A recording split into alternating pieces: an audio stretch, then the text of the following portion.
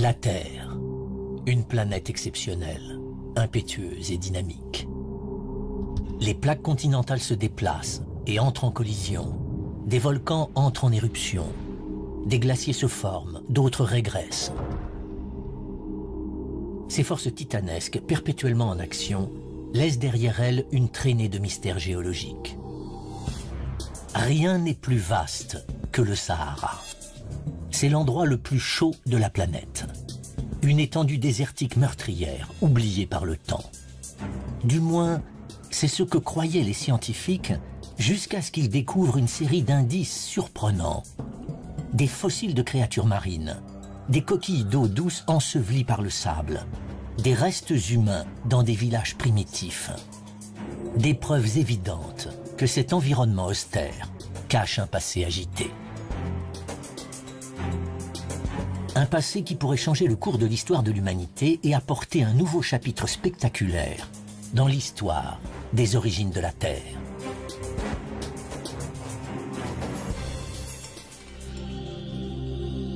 Le désert du Sahara en Afrique est aussi vaste que les États-Unis. Le sable de cette gigantesque étendue pourrait à lui seul recouvrir le monde entier sous 20 cm d'épaisseur. C'est le plus grand désert et le point le plus chaud de la planète. La première fois que j'ai vu le Sahara, j'ai été frappée par l'aridité de ce paysage. C'est comme si le vert manquait à la palette de couleurs lorsqu'il a été créé. Il n'y a rien d'autre que des tons de gris et de marron, et pas le moindre signe de vie. La mission de Jane Smith consiste à découvrir des indices permettant d'expliquer la stérilité de cette terre. Ses recherches commencent à l'extrémité est du désert, en Égypte. Non pas dans les dunes du Sahara, mais dans l'une des structures les plus grandioses jamais construites par l'homme, les grandes pyramides. Les blocs de pierre de cette merveille antique abritent un indice remarquable concernant l'histoire de ce pays et bien antérieur à l'époque pharaonique.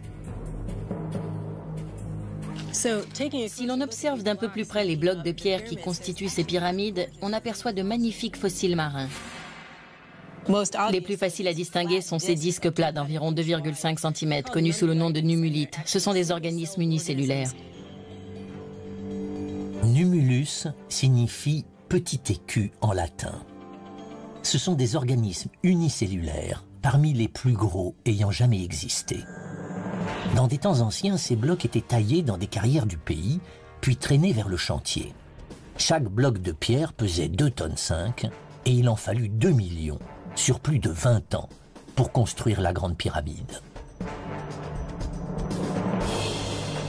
Chose incroyable, jusqu'à 40% de chaque bloc est constitué des fossiles de ces créatures marines primitives. Plus important encore, ces numulites vivaient il y a 40 millions d'années, en milieu aquatique uniquement. Ça prouve que ce lieu, aujourd'hui désertique, était autrefois recouvert par l'océan. On évoque souvent la construction des pyramides, mais on n'imagine pas que les blocs qui les constituent contiennent ces superbes fossiles. Le Sahara est aujourd'hui le plus vaste désert au monde. Mais ces minuscules numulites laissent supposer qu'il était autrefois bien différent. De l'eau recouvrait peut-être cette étendue aride. Jane Smith se dirige plus dans les terres pour approfondir cette incroyable idée. Elle se rend dans une vallée désertique reculée, non loin des carrières où furent extraits les blocs de pierre. Ce lieu s'appelle Wadi Al-Hitan. Des centaines de fossiles jonchent le sable. Ils ont été découverts en 1983. Mais ils n'ont rien à voir avec les minuscules numulites. C'est une baleine. Là, on voit la colonne vertébrale, les vertèbres, les côtes, les épaules, une partie de la nageoire dorsale et la mâchoire. Cette créature ne vivait certainement pas dans le désert. Il s'agit d'un fossile de Dorudon, un ancêtre de notre baleine, disparu il y a 36 millions d'années. Vu la taille des vertèbres et le reste des ossements, il devait mesurer environ 6 mètres. Cet animal prouve que ce lieu était sous l'eau. Un océan recouvrait ce désert. Wadi Al-Hitan signifie « vallée des baleines » en arabe. Cette dépression qui s'étend sur 20 km réunit le plus grand nombre de fossiles au monde. Certains ont été découverts dans le sable, d'autres dans la paroi des falaises. Jusque-là, on en recense 400. Presque tous sont des créatures marines, ce qui vient confirmer que le Sahara était autrefois recouvert par les eaux.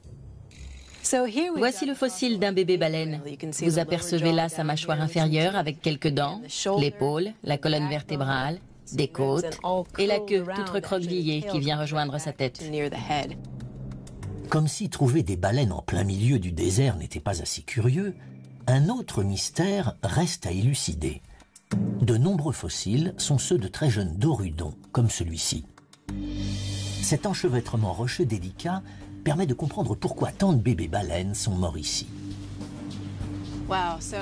Le fossile du bébé baleine prouve que l'océan recouvrait cette terre. Ces rochers nous en apprennent plus encore sur le type d'océan. Ce sont des racines de palétuviers fossilisés. Ces racines se trouvaient sous l'eau, les palétuviers poussant en surface. La végétation ne se développe pas en eau profonde. Cette terre était donc recouverte par une étendue d'eau peu profonde lorsque ces dépôts se sont formés. Une étendue semblable aux Everglades en Floride où l'on trouve des palétuviers.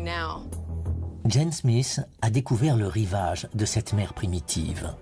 La faible profondeur des eaux permet d'expliquer pourquoi tant de jeunes animaux les peuplaient. Du fait de la présence d'un si grand nombre de fossiles, on peut imaginer qu'il s'agissait d'une baie peu profonde et abritée, où les baleines venaient mettre bas. C'est incroyable de voir des fossiles de baleines dans un lieu où les précipitations sont actuellement inférieures à 1 mm par an. On ne peut trouver de preuves plus éloquentes du changement géologique. Les pièces manquantes du puzzle viennent s'imbriquer, révélant le passé aquatique du Sahara. Il y a 40 millions d'années, ce désert devait former au beau milieu de cette vallée une baie recouverte d'eau peu profonde, d'un beau bleu-vert tropical. La côte s'étendait à l'horizon et des palétuviers poussaient dans les zones peu profondes. Des forêts pluviales et des marécages devaient recouvrir les terres. Les baleines ont dû dériver vers cette côte, attirées par l'abondance de nourriture. Mais cet océan est sur le point de disparaître. Les fossiles marins retrouvés en Europe et en Afrique prouvent que cet océan s'étalait sur presque toute une moitié de la planète, reliant l'Asie à l'Atlantique. Il s'agit de l'océan Thétis, sous lequel une grande partie du Sahara est immergée. Reste à savoir quand et comment cette étendue luxuriante est devenue le désert aride que nous connaissons aujourd'hui. La réponse vient non pas des schémas climatiques, mais de la géologie. Le continent africain tout entier repose sur une gigantesque plaque d'écorce terrestre. Il s'agit d'une plaque tectonique. Et il y a 40 millions d'années, à l'époque éocène, cette plaque est en mouvement. Des baleines nagent donc dans cet océan de l'Éocène à Wadi Al-Hitan, tandis que la plaque africaine se déplace vers le nord. L'Afrique vient heurter l'Europe, refermant l'océan Thétis. Mais la plaque africaine continue son chemin. La partie nord de l'Afrique s'est surélevée, faisant ainsi reculer l'océan Thétis. Toute cette zone du nord de l'Afrique est à présent émergée. Elle est comme sortie de terre. Les baleines de Wadi Al-Hitan se retrouvent isolées et prisonnières dans une étendue d'eau qui ne cesse de diminuer. Le Sahara vient de faire ses premières victimes. Désireux de connaître le passé du Sahara, les géologues ont découvert jusque-là 2 éléments importants. Des fossiles marins au cœur des grandes pyramides d'Égypte prouvent que les blocs de pierre étaient autrefois sous les eaux. Des squelettes de baleines révèlent qu'une mer recouvrait une grande partie du Sahara il y a 37 millions d'années. Alors que les puissantes plaques tectoniques font émerger le Sahara, un marécage tropical se forme. Afin de comprendre ce qui a pu le transformer en l'étendue désertique que nous connaissons aujourd'hui, les scientifiques doivent déterminer avec précision quand ce désert s'est formé. Mais les clés de ce mystère sont cachées là où on s'y attend le moins.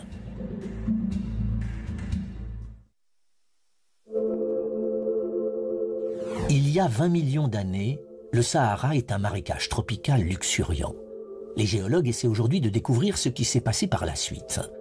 Aujourd'hui, le Sahara se trouve sur ce que l'on appelle la ceinture désertique, une région aride au nord de l'équateur. Ici, des vents violents débarrassent le ciel de ses nuages et assèchent le sol. Cette région s'étend du Sahara au désert du sud-ouest des États-Unis, en passant par le désert de Gobi en Chine. Le Sahara est le plus vaste de tous. Pourtant, les géologues ignorent presque tout quant à l'époque de sa formation. Nous n'avons qu'une vague idée de ce à quoi ressemblait le Sahara, car le vent a emporté beaucoup d'indices, et ce qu'il n'a pas emporté est le plus souvent enseveli sous le sable. Nous avons donc du mal à trouver les roches dont nous avons besoin pour percer les mystères de ce désert. Le désert blanc est l'un des rares endroits offrant un indice relatif à la naissance du Sahara. Dans ce site d'une beauté époustouflante, les rochers présentent des formes spectaculaires. C'est incroyable. On dirait un champignon. Ces rochers en forme de sablier s'appellent des yardangs. Ils vont permettre aux géologues d'estimer l'âge du désert. Cette roche prouve elle aussi que ce désert était autrefois recouvert par les eaux. Il s'agit d'une sorte de craie constituée de milliards de micro-organismes marins. Les yardangs s'érodent très facilement, ce qui explique pourquoi ils sont si magnifiquement sculptés par le vent. Mais le vent est un créateur brutal. Il soulève le sable et le projette violemment contre les yardangs. Lorsque le vent érode la roche, on obtient cette forme caractéristique de champignon plus étroite au milieu. C'est parce que plus le vent s'éloigne du sol, plus il souffle vite. Il érode donc plus facilement la roche, mais il contient moins de sable, puisqu'il le récupère au sol. La partie du yardang la plus érodée, la plus fine, c'est donc celle où le vent souffle le plus fort, tout en transportant un maximum de sable. Il y a 40 millions d'années, le sommet des yardangs faisait partie du plancher sous-marin. Mais le vent s'est levé lorsque le Sahara s'est transformé en désert, et il a commencé à sculpter ses formes. Déterminer combien de temps a pris ce processus pourrait permettre d'établir l'âge du désert. C'est difficile de dire précisément combien de temps il a fallu au vent pour sculpter tout ça. Un rocher tel que celui-ci, d'environ 4,50 m, je dirais entre quelques dizaines et quelques centaines de milliers d'années. Mais pour façonner toute cette étendue, il a dû lui falloir au moins 1 million d'années. Pourtant, les géologues pensent que le Sahara a plus d'1 million d'années. Dans leur quête d'une date plus précise, ils se tournent vers l'une de ses caractéristiques les plus emblématiques, les dunes de sable. Ici, dans le désert, les tempêtes de sable peuvent durer 4 jours. Le sable est projeté de toutes parts. Au cours de centaines de milliers d'années, il s'est accumulé, formant des dunes pouvant atteindre la taille d'un bâtiment de 50 étages. Ces montagnes de dunes dissimulent peut-être le secret de l'âge du Sahara. Dès que le climat devient aride, le vent peut former des dunes. Pour savoir combien de temps cela a pris, on peut essayer de dater les dunes elles-mêmes, mais c'est très difficile. C'est difficile car les dunes se déplacent sans arrêt. Le vent qui les construit les fait également disparaître, les déplaçant sur une quinzaine de mètres par an en moyenne. Pour obtenir l'âge précis du désert, les scientifiques doivent donc suivre le sable jusqu'à sa destination finale. Les gros grains de sable voyagent lentement et ne vont pas très loin. Mais les particules plus fines voyagent bien plus longtemps. Elles peuvent être transportées jusque dans l'Atlantique. Le Sahara est la source de poussière la plus importante de la planète. 500 millions de tonnes atterrissent dans l'Atlantique chaque année. Quelques-unes atteignent la Floride, créant de superbes couchers de soleil rougeoyants. Mais la plupart de ces poussières finissent au fond de l'océan, une mine d'informations sur le passé du Sahara. L'avantage des sédiments sous-marins, c'est qu'ils mémorisent tout. Les poussières qui descendent de la surface sont stockées dans le plancher océanique. En 1995, Peter de Ménocal perce le plancher sous-marin, traversant des couches de boue datant de plusieurs millions d'années. Chaque couche de sédiments correspond à une capsule temporelle. À faible profondeur, Peter trouve une grosse quantité de ces poussières venues du désert. Il décide donc d'extraire des échantillons encore plus profondément, datant cette fois de plus d'1 million d'années. Les poussières du désert sont toujours là. Il atteint finalement une couche datant d'il y a 3 millions d'années. Et enfin, il n'y a plus trace de ces poussières. Il aura fallu une exploration dans le plancher océanique pour observer le passage d'un environnement tropical humide à un désert aride. C'est un changement incroyable. On n'imagine pas que quelque chose d'aussi vaste, étendu et fixe que le Sahara puisse subir de telles transformations. Et pourtant, c'est ce que nous apprend son passé géologique. Peter a finalement résolu l'énigme du Sahara. Cette étendue est désertique depuis 3 millions d'années. En cherchant à découvrir l'âge du Sahara, les géologues ont mis au jour 2 indices surprenants. Les Yardangs prouvent que le sable est balayé par les vents dans le désert depuis au moins 1 million d'années. Des échantillons prélevés dans le plancher sous-marin fournissent une date plus précise. De marécage, le Sahara s'est transformé en un désert il y a 3 millions d'années. Le Sahara est alors devenu l'étendue désertique que nous connaissons aujourd'hui. La géologie semblait donc pouvoir expliquer, à elle seule, la formation du désert le plus vaste au monde. Jusqu'à ce qu'un nouveau radar fixé sur une navette spatiale révèle qu'un couloir de végétation traversait autrefois ce désert brûlant.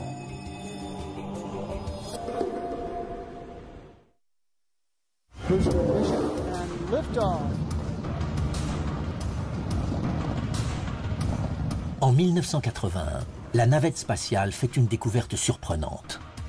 À l'aide d'un nouveau type de radar, la NASA prend en photo une portion de 50 km du Sahara.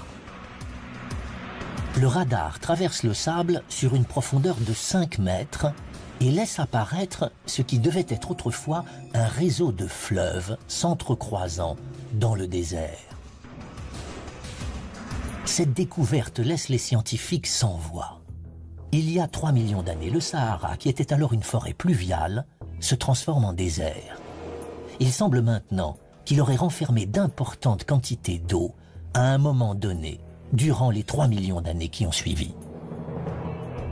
Les chercheurs suivent les images de la NASA jusqu'au nord de la Tunisie, au bord d'une dépression profonde dans le Sahara. C'est là que se trouve leur premier indice. Voici ce que nous recherchons. Regardez ces coquilles quasiment intactes. Ce dépôt en est largement constitué. Et ce ne sont pas des coquilles d'océan. Voici la moitié d'un Cadastradurnam glorcum, ce qui prouve l'existence d'un lac d'eau douce. C'est un spécimen parmi des millions de coquilles. Nous devons nous trouver près du rivage d'un ancien lac. D'autres dépôts de coquilles révèlent que ce lac était gigantesque. Environ la superficie de la Virginie occidentale. Mais ces coquilles fournissent une information encore plus remarquable, l'époque à laquelle a existé ce lac. Une datation au carbone 14 indique que ces coquilles sont vieilles de 90 000 ans et conduit à la conclusion suivante. Vu la quantité de coquilles, il devait pleuvoir beaucoup aux alentours de ce lac et le Sahara devait être verdoyant. Les scientifiques se dispersent à travers le Sahara pour enquêter sur d'autres images satellites. Ils recherchent toute cuvette dans le paysage, qui aurait autrefois pu contenir une étendue d'eau douce.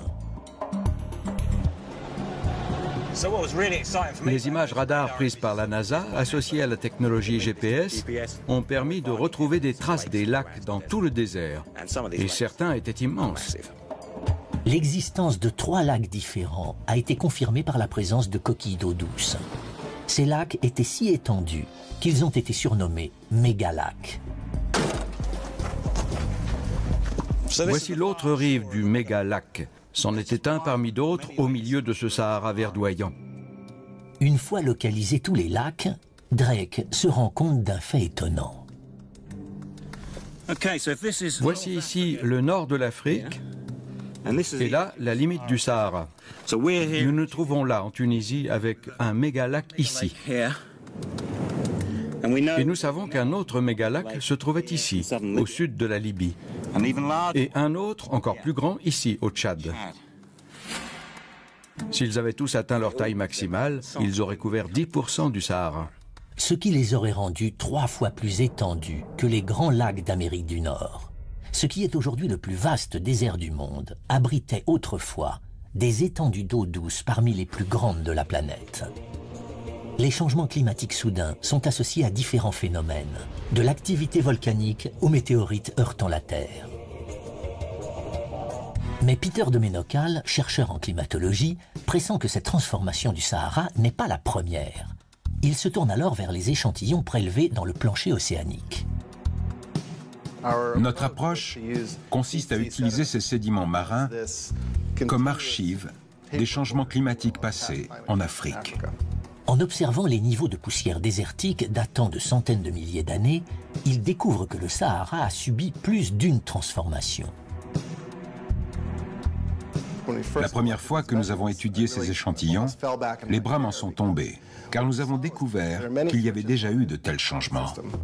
Pour expliquer ces changements réguliers et spectaculaires, Peter regarde au-delà du Sahara. Il décide de se pencher sur la rotation de la Terre elle-même, en particulier sur les petites oscillations qu'elle produit lorsqu'elle tourne autour du Soleil. Ces oscillations provoqueraient une légère inclinaison de la Terre. Les moussons qui arrosent aujourd'hui le sud de l'Afrique se seraient donc déplacés vers le nord, déversant leur pluie sur les dunes du Sahara. Le point important, c'est que ces oscillations se produisent tous les 20 000 ans. Chaque période où le Sahara a été humide correspond à une phase d'oscillation, et cela dure depuis des millions d'années. Chaque fois que la bande pluvieuse se déplace vers le nord, le paysage se transforme et le Sahara redevient verdoyant. Pour moi, le plus incroyable, c'est comment de petites fluctuations dans quelque chose d'aussi simple qu'une oscillation dans l'orbite de la Terre peuvent entraîner des changements climatiques aussi spectaculaires dans une région aussi vaste.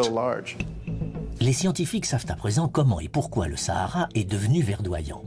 Ils savent que des lacs gigantesques recouvraient une grande partie du désert, mais ils n'ont pas la preuve qu'ils étaient reliés entre eux. S'agissait-il d'immenses étendues d'eau de pluie isolées, ou formait-il un réseau de fleuves interconnectés, comme le suggèrent les images radars de la NASA?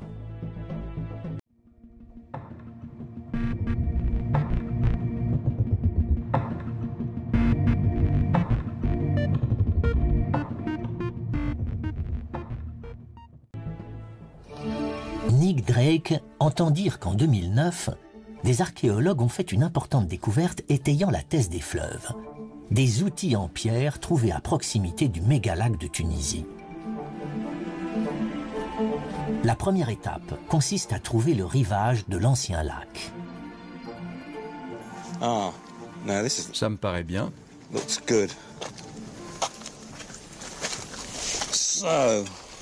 Voici des mollusques d'eau douce. Ces minuscules coquillages semblent confirmer l'existence du lac. Drake cherche à présent qui aurait pu s'abreuver dans ce mégalac. Voici une partie de la mâchoire d'un petit herbivore. On aperçoit 3 dents. Peut-être une gazelle. Des animaux devaient donc vivre dans ce désert lorsqu'il était vert. Voici un outil en pierre. Il était devenu émoussé, mais je l'ai retouché en enlevant des éclats très fins près du bord. Le fait que nous retrouvions des outils en pierre et des squelettes d'animaux laisse penser que des hommes chassaient. Et voici l'animal chassé. Il y avait également de l'eau, donc on peut imaginer des hommes assis autour d'un point d'eau, attendant qu'un animal vienne boire, qu'il l'aurait ensuite tué, mangé et laissé ses restes derrière eux. Il s'agit là d'une découverte importante. Cet outil en pierre révèle que des gens vivaient sur les rives de cet ancien lac. Ce qui s'est passé il y a 90 000 ans marque donc un tournant non seulement dans l'histoire du Sahara, mais également dans celle de l'humanité. Nous descendons tous d'un même groupe d'hommes vivant dans l'est de l'Afrique, le berceau de l'humanité. Il y a entre 80 000 et 120 000 ans, l'homme moderne commence son long périple pour quitter l'Afrique. Personne n'est sûr de la route qu'il a empruntée. La théorie généralement avancée est que le Sahara était infranchissable. Les hommes ont donc rejoint la côte avant de traverser un isthme en direction de la péninsule arabique. Mais d'après Nick Drake, si le mégalac était alimenté par un réseau de fleuves, il aurait formé un couloir de végétation traversant le désert brûlant. Nos ancêtres auraient pu suivre ce réseau de fleuves, contourner le lac, suivre le second, puis suivre le troisième, avant de contourner le dernier lac, atteignant ainsi le nord de l'Afrique. Ils pouvaient ainsi quitter plus facilement la région. Le lac constitue une bonne théorie. Les fleuves plus le lac forment une théorie encore plus concrète. Pour étayer sa thèse, Nick Drake se dirige vers l'une des rares zones du désert où l'eau coule encore, une oasis. Il découvre une petite source qui abrite un indice précieux.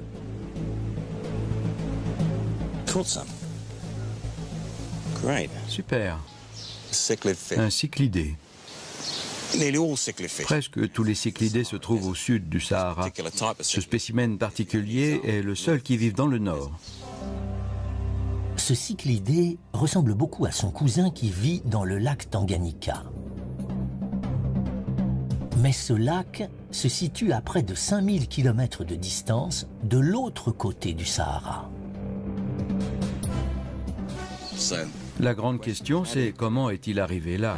Le plus vraisemblable, c'est qu'il a traversé à la nage ce désert jadis verdoyant. L'homme moderne, qui pouvait vivre dans différents types d'environnements, a sans doute trouvé ça très facile, bien plus que ce poisson.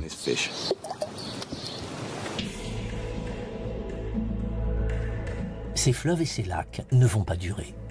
La porte se referme sur le couloir verdoyant. Mais les scientifiques savent à présent qu'à cause de l'oscillation de la Terre, le Sahara agit comme un pendule, passant d'une période humide à une période aride, tous les 20 000 ans. L'enquête a permis de découvrir 2 indices expliquant comment ces oscillations influent sur le Sahara. Des coquilles d'eau douce datant d'il y a 90 000 ans prouvent que le désert était autrefois recouvert par un gigantesque lac. Un cyclidé montre que le Sahara était parcouru par un fleuve, formant ainsi un couloir de vie à travers le désert. Mais les scientifiques doivent encore trouver des informations concrètes concernant la vitesse à laquelle ces changements se sont produits. Puis un archéologue égyptien fait une découverte étonnante dans le désert libyen témoignant de la dernière transformation du Sahara, le changement climatique le plus spectaculaire au cours des 10 000 dernières années. Les scientifiques, essayant de reconstituer l'histoire du Sahara, ont mis au jour une incroyable suite d'événements. Il y a 40 millions d'années, le Sahara était recouvert par les eaux. Il y a 3 millions d'années, il devenait un désert. Depuis, il est passé successivement de terre verdoyante à étendue aride tous les 20 000 ans. Les scientifiques se penchent à présent sur son passé géologique le plus récent, les 10 000 dernières années, afin de découvrir la vitesse à laquelle se transforme ce gigantesque désert. Les chercheurs se dirigent vers une vallée au cœur du désert libyen. Le premier indice permettant d'éclaircir le mystère est un cercle de pierre. Voici les fondations d'une ancienne hutte. On a du mal à imaginer que des gens pouvaient vivre ici, sur cette étendue aujourd'hui désertique. La découverte d'Hassan prouve que des êtres humains habitaient ici. La structure de cette hutte consiste en cette base circulaire formée de blocs de pierre placés verticalement et provenant d'une roche locale. La hutte devait former une structure semi-circulaire, probablement recouverte de peaux et de branchages. Les hommes devaient l'utiliser comme abri. D'après Hassan, ces huttes auraient pu accueillir une petite communauté de 50 personnes environ. Il doit à présent déterminer de manière exacte l'époque à laquelle elles vivaient ici. Des perles en coquilles d'œufs d'autruche. Ces petites perles en coquilles d'œufs d'autruche sont clairement l'œuvre d'êtres humains. Ils se servaient de coquilles d'œufs pour faire des colliers. Il taillait de petits cercles qu'il trouait pour pouvoir y enfiler une ficelle et créait ainsi des bracelets ou des colliers. Les coquilles d'œufs utilisées pour créer ces bijoux sont là elles aussi. Elles fournissent le second indice. Les coquilles d'œufs laissent évidemment penser que des autruches vivaient ici, ce qui est assez incroyable vu l'environnement. Il ne s'agissait donc pas d'une tribu nomade, mais d'une communauté de fermiers établis, élevant des animaux pour les manger. Hassan réalise une datation au carbone 14 des coquilles d'œufs d'autruche. Le résultat ? Des êtres humains et des animaux peuplaient le désert le plus meurtrier de la planète, il y a tout juste 7000 ans. C'est une preuve indéniable de la dernière explosion de végétation dans le désert. Une dépression dans le sol révèle que la pluie tombait ici durant les moussons. Ce dépôt de boue prouve qu'un lac profond se trouvait ici. Cette boue révèle l'existence d'une étendue d'eau qui aurait pu subvenir aux besoins d'un village. Vu la profondeur du lac, comme l'attestent ses couches sédimentaires, il devait y avoir beaucoup de végétation et d'animaux, et les gens devaient s'y sentir bien. En différents endroits du Sahara, les scientifiques ont retrouvé des traces de vie similaires. Des restes d'éléphants, de gazelles, d'hippopotames ou de crocodiles. Des peintures rupestres étonnantes décrivent même des hommes en train de nager.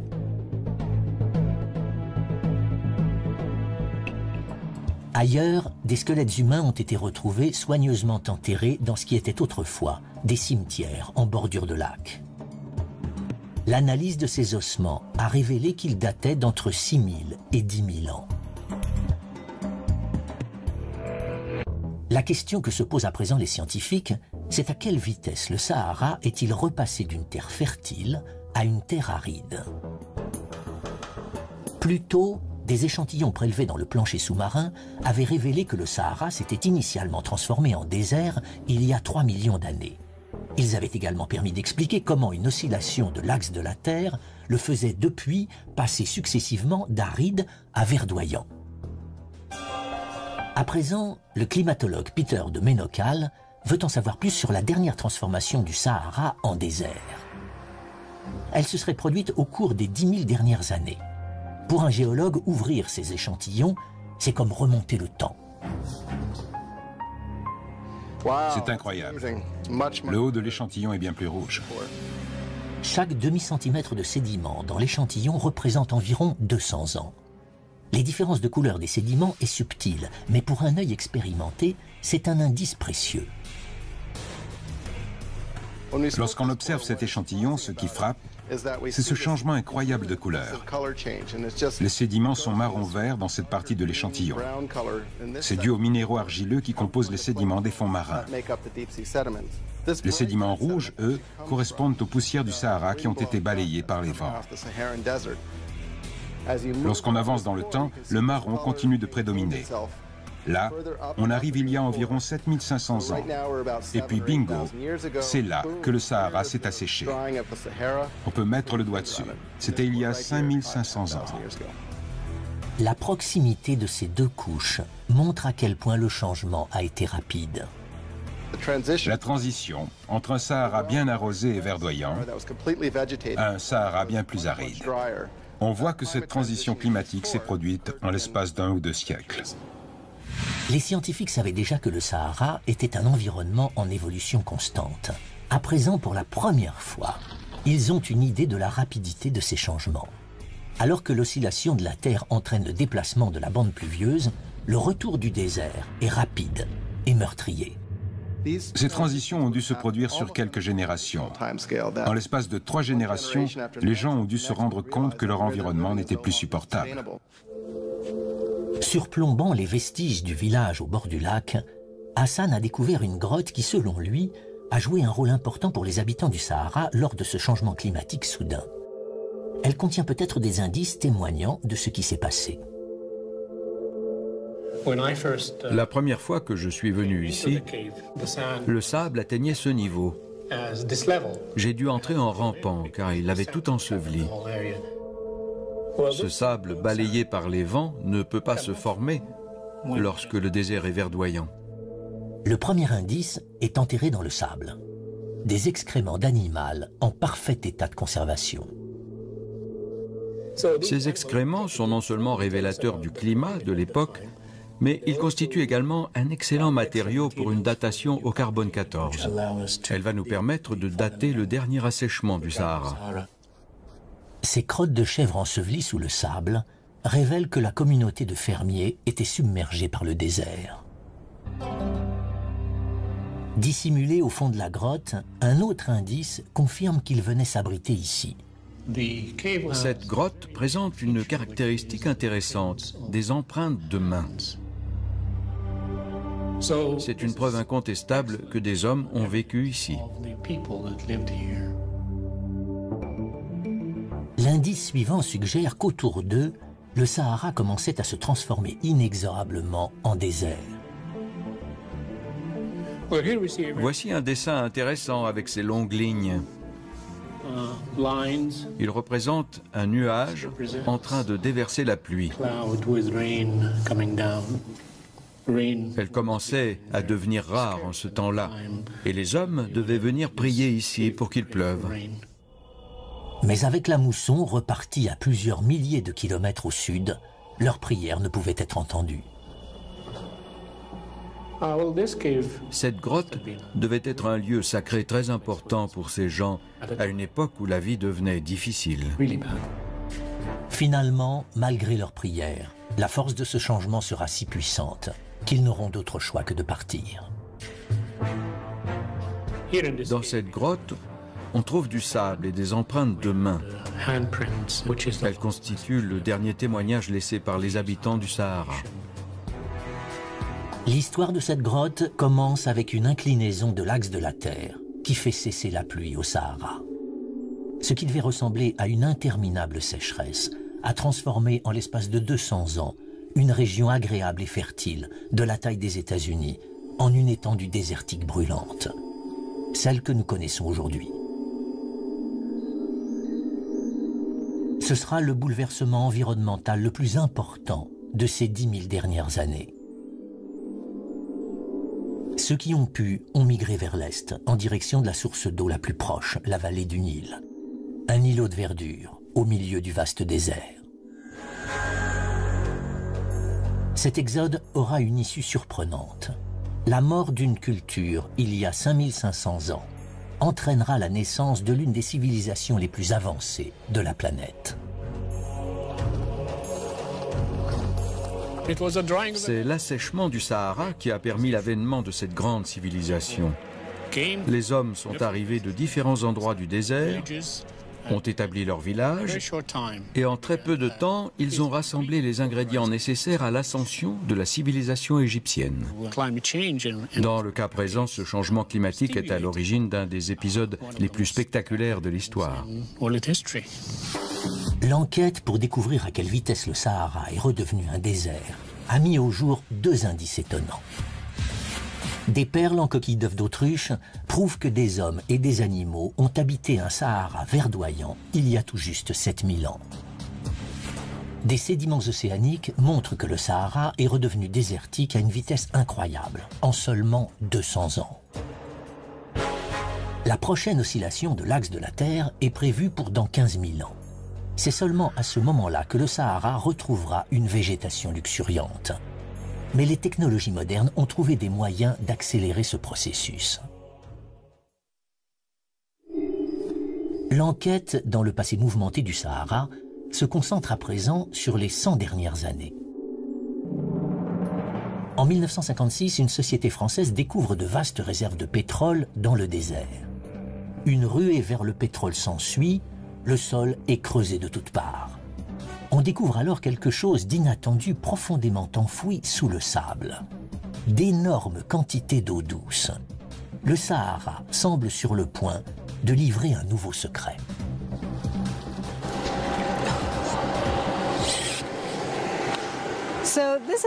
Voici un puits classique d'où l'on pompe l'eau pour l'irrigation des champs. L'eau est assez chaude, ce qui signifie qu'elle vient d'assez loin dans le sol. Plus le puits est profond, plus l'eau est chaude. L'eau des pluies du Sahara peut atteindre 66 degrés Celsius. Une température aussi élevée indique que l'eau pompée vient d'assez loin sous terre pour avoir été réchauffée par la chaleur interne de la planète. Des pompes comme celle-ci peuvent puiser de l'eau se trouvant à 1 km de profondeur, voire plus.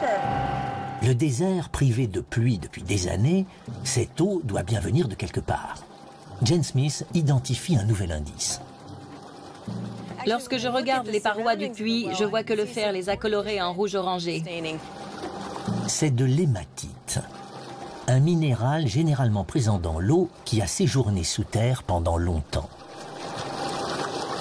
L'hématite et la chaleur de l'eau semblent indiquer la présence d'une réserve d'eau souterraine. Curieusement, d'importantes quantités d'eau se trouvent effectivement sous une grande partie du Sahara. Il faut chercher l'explication dans le grès. Le grès est constitué de couches de sable transformées en roches au cours de milliers d'années. Ce qui est incroyable avec le grès, c'est sa capacité à stocker l'eau. Cela est dû aux espaces poreux nombreux et assez gros entre les grains de sable. Si je verse de l'eau sur cette roche, comme ça aurait été le cas s'il avait plu sur le Sahara, elle est directement absorbée. Les scientifiques savent à présent que tous les 20 000 ans, une oscillation dans l'orbite de la Terre déplace la mousson vers le nord. Des pluies arrosent alors le désert. L'eau de ces pluies est en grande partie stockée sous terre. Il s'agit du système aquifère des Grénubiens. Telle une gigantesque éponge souterraine, il absorbe l'eau sous l'Égypte, la Libye et le Soudan. Bien qu'il n'y ait rien d'autre ici que du sable et de la roche, sous mes pieds, il y a autant d'eau que dans les grands lacs d'Amérique du Nord. La présence d'une réserve d'eau, même éloignée sous terre, est surprenante, vu les températures torrides du Sahara. En 1922, en Libye, le mercure a atteint 57 degrés, un record jamais battu depuis. L'ironie de la chose, c'est que l'eau est protégée par le désert lui-même. Des couches d'argile recouvrent le grès, le protégeant ainsi des rayons du soleil. L'argile agit également comme un enduit étanche, retenant l'eau dans la roche et créant une pression. Les lignes de faille dans l'argile sont à l'origine des fameuses oasis du désert.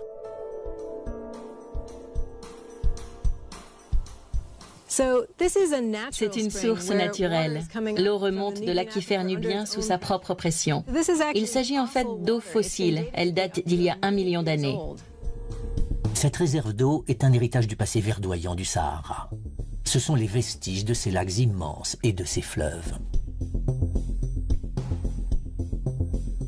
Il s'agit là d'un seul aquifère.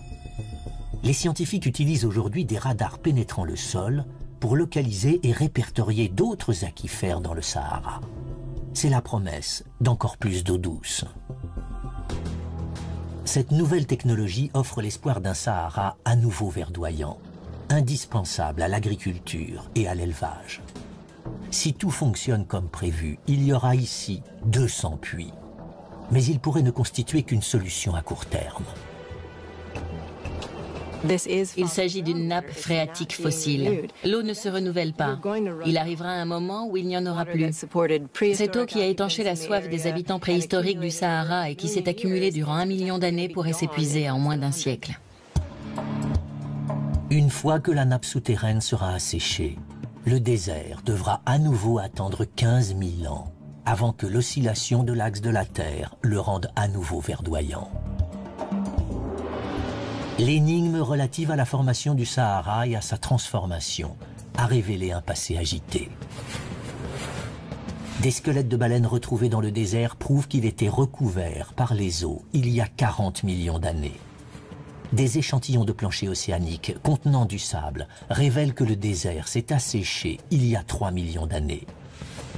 Des coquilles d'eau douce montrent qu'il y a 90 000 ans, une oscillation dans l'axe de la Terre a entraîné la formation d'immenses lacs et de fleuves. Cette oscillation rend le Sahara à nouveau verdoyant tous les 20 000 ans. Des perles en coquilles d'œufs d'autruche indiquent qu'il y a tout juste 7 000 ans, le Sahara voyait vivre ses derniers habitants avant de redevenir désertique. Les secrets du Sahara ont finalement été dévoilés. Il ne s'agit pas d'une étendue désertique statique. Ce désert est dynamique et grouille de vie, pouvant soudain se couvrir d'une végétation luxuriante. Cette terre vaste et majestueuse continue d'avancer, de se transformer et d'évoluer, tout comme la Terre elle-même.